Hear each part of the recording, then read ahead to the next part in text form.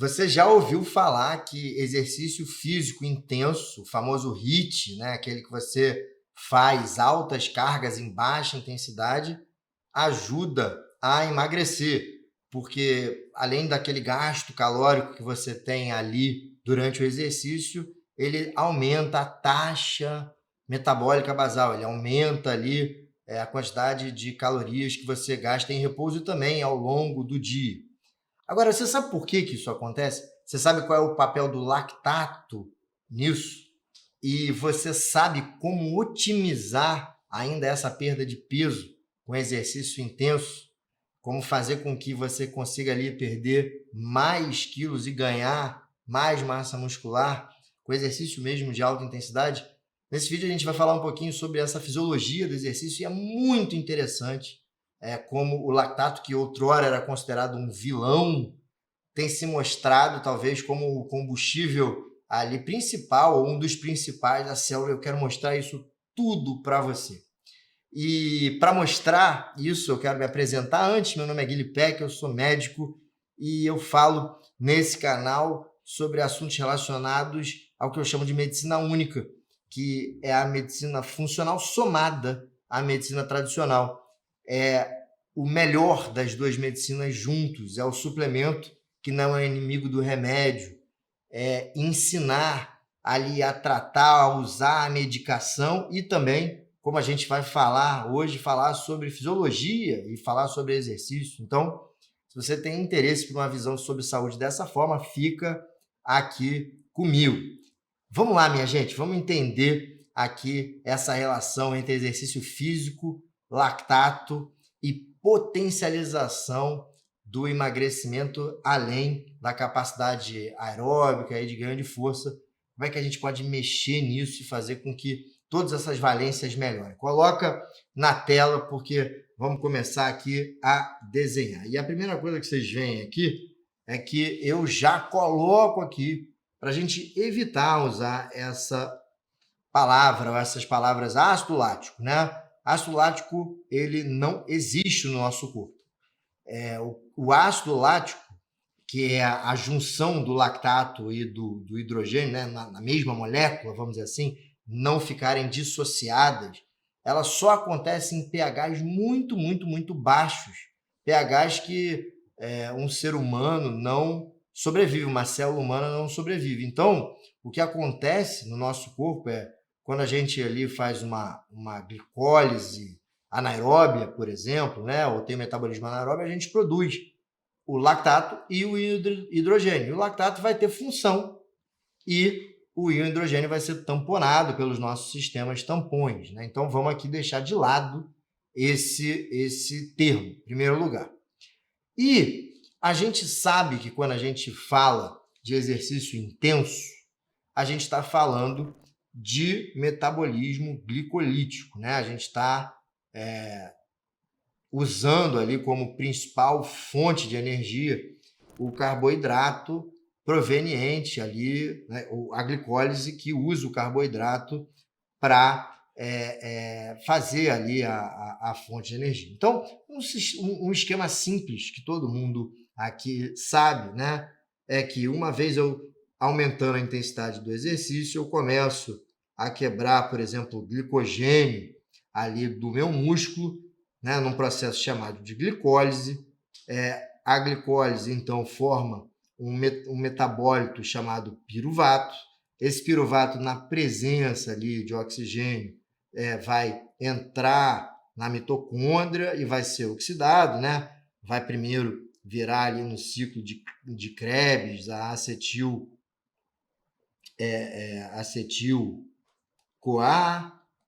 vai produzir NADs e FADs, né, que vão entrar na mitocôndria e que vão fazer com que eu tenha a geração de ATP de forma aeróbica, certo? Que 2 ATPs é da glicólise puramente, né, formar ATP. Por outro lado, na ausência de oxigênio, quando a gente faz ali um exercício muito intenso, a nossa capacidade ventilatória não é tão eficaz a ponto de nos fornecer tanto oxigênio e a gente, então, acaba desviando ali o piruvato para essa rota do lactato. E o lactato, então, ele é importante, né? Por quê? Porque o lactato nada mais é do que um piruvato ligado ao hidrogênio. Então, o lactato ele é importante. Ele, por si só, já tem uma função tampão, para não deixar a célula ali ficar acidificada, né? Pela produção ali de hidrogênio. Só que olha que interessante, e aí é o mais interessante de tudo. Quando a gente faz exercício físico vigoroso e a gente ultrapassa VO2 máximo e a gente tem ali picos de lactato na corrente sanguínea de forma repetida, dois processos acontecem. O primeiro processo, e isso é muito legal, é o seguinte: o lactato, vocês estão vendo aí? Vou passar para cá. O lactato, ele induz, o próprio lactato induz a formação de uma proteína. Aqui está a mitocôndria, né? Aqui está a célula e aqui está a mitocôndria. E existe um canal chamado MCT1 que consegue fazer com que o lactato, que está no citoplasma, vá para dentro da mitocôndria e dentro da mitocôndria ele é transformado em piruvato e segue o metabolismo na cadeia respiratória. Então, olha só que interessante. O próprio lactato pode ser oxidado de novo na mitocôndria. A gente acha que não, que o lactato vai ali para a corrente sanguínea e etc e tal, mas não. Ele de forma ali, né, vamos dizer assim, ele ativa uma série de proteínas que vão fazer a transcrição desse gene chamado, para essa proteína chamada MCT1, e esse MCT1 vai fazer com que o lactato entre na mitocôndria, vire piruvato e consiga produzir ATP, ou seja, ele faz com que a gente melhore a nossa capacidade de produção de energia. E se a gente melhora a nossa capacidade de produção de energia, a gente tende a aguentar fazer mais exercício, a melhorar nosso metabolismo aeróbico, a queimar mais caloria e etc. Então, esse é um dos mecanismos. O segundo mecanismo, e o mecanismo que eu acho mais legal, é esse aqui. Vejam que aqui eu tenho a representação da famosa cadeia respiratória, né? Então, essa aqui, ó, que eu estou apontando aqui, é a membrana interna da mitocôndria, certo? E olha só que interessante. Só para a gente rever aqui como é que o processo de energia, de produção de energia é feito, né? Porque vale sempre a pena rever. Lembra que eu falei que a glicólise e o ciclo de Krebs vão produzir NADs e FADs, e esses NADs e FADs entram na cadeia respiratória? Então, olha só, o NADH entra aqui no chamado complexo 1, ele cede um elétron aqui para o complexo 1, esse complexo 1 se energiza, e essa energia faz com que ele transporte hidrogênio contra o seu gradiente de concentração para esse espaço intermembranoso. O complexo 2, por sua vez, que está aqui, ele recebe o FAD, FADH2. Recebe um elétron do FAD, e quando ele recebe um elétron do FAD, ele não puxa hidrogênio, mas ele faz com que essa molécula aqui, que tem essa letrinha Q, a famosa coenzima Q10, né, pegue o elétron do complexo 2 e jogue aqui para o complexo 3. E a coenzima Q10, inclusive, nada mais é do que esse transportador de elétron. Por isso que ela é um antioxidante e, ao mesmo tempo, ela gera energia. Eu brinco que ela é o meio campo, né? Ela recebe e passa, recebe e passa. Então, ela pega o elétron do complexo 1 e joga para o complexo 3. Pega o elétron do complexo 2 e joga para o complexo 3. E quando o complexo 3, então, se energiza através da doação do elétron da coenzima Q10, que, aliás, quando está ali ligado ao elétron, passa a ter o nome ubiquinol e não mais ubiquinona ou coenzima Q10, por isso que falam que o ubiquinol é a forma ativa da coenzima Q10. Então, quando a coenzima Q10 passa, quando o biquinol passa ali o seu elétron para o complexo 3, ele se energiza, consegue transportar hidrogênios aqui contra o seu gradiente de concentração. Beleza? E aí, assim como a coenzima Q10 passou o elétron do complexo 1 e complexo 2 para o complexo 3, o citocromo C, ele passa o elétron do complexo 3 para o complexo 4, e o complexo 4, então, se energiza, e aí o complexo 4, ele, então, consegue, né, também transportar aqui hidrogênio, mas mais do que isso, ele passa o elétron para o aceptor final, que é o oxigênio, gerando água. Nesse momento, o que acontece, e aí vocês vão entender onde eu quero chegar, uma revisão aqui de bioquímica. Nesse momento, o que acontece é que você tem, então, um espaço intermembranoso cheio de hidrogênio, e esse hidrogênio, então, volta ativamente, por uma enzima chamada ATP sintase. Essa enzima, ela recebe a energia cinética dos hidrogênios passando ali, roda, é um movimento de roda mesmo, e essa energia cinética dessa rotação faz com que o ADP se ligue a um fosfato, vire ATP e guarde essa energia.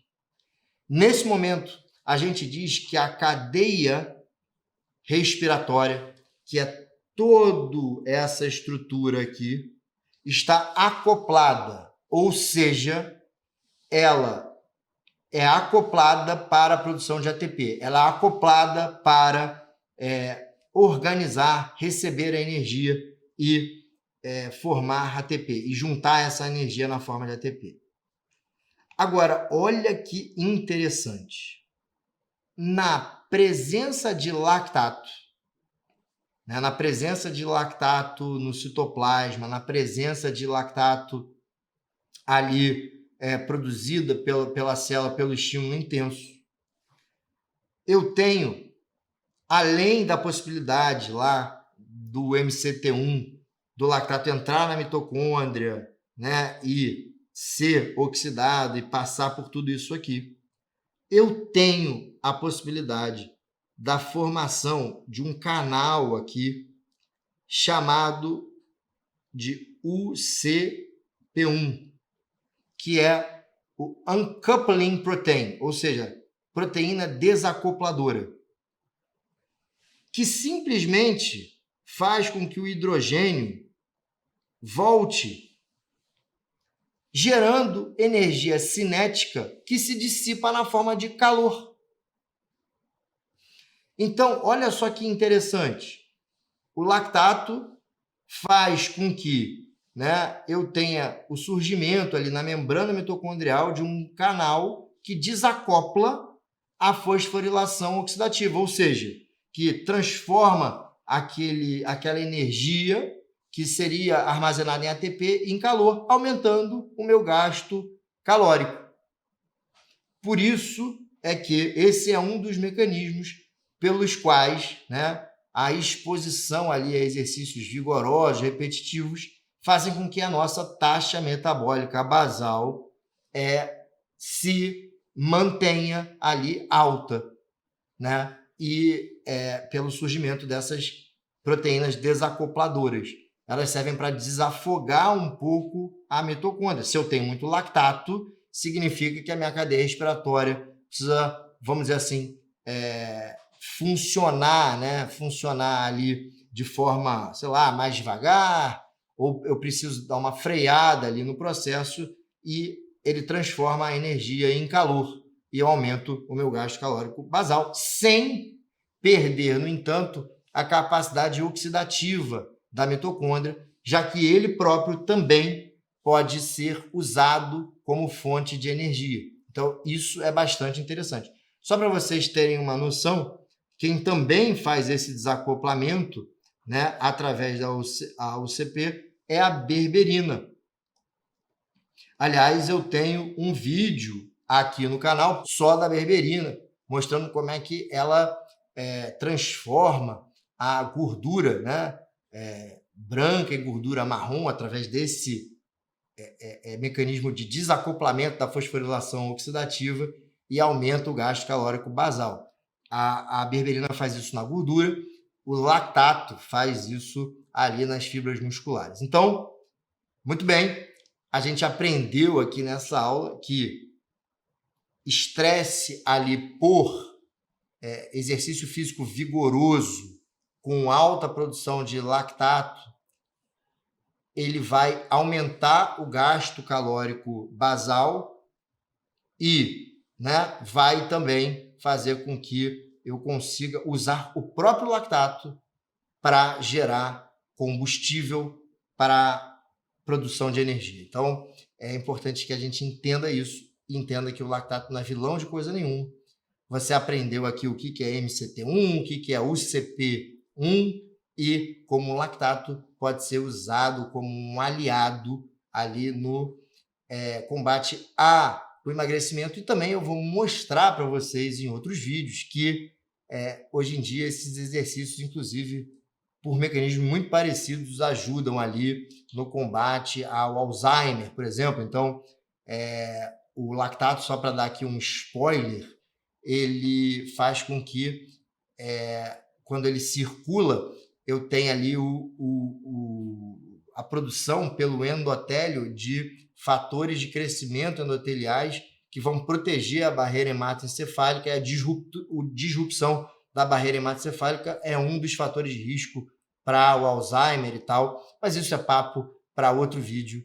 E eu quero muito que você comente aqui se você tem interesse em conteúdos sobre atividade física também, porque isso é uma coisa que eu gosto muito e quero trazer muito essa questão da fisiologia. Então, me faça perguntas sobre dúvidas em fisiologia ou de questões relacionadas à atividade física. Eu vou ler todas as perguntas do comentário. E não se esqueça, é importantíssimo para esse canal que você se inscreva nele, e isso faz com que o conteúdo que eu estou produzindo aqui com muito carinho, com muito prazer, seja entregue para mais pessoas que podem então ser beneficiadas por esse tipo de informação. Se inscreva, ative o sininho e eu te vejo no próximo vídeo.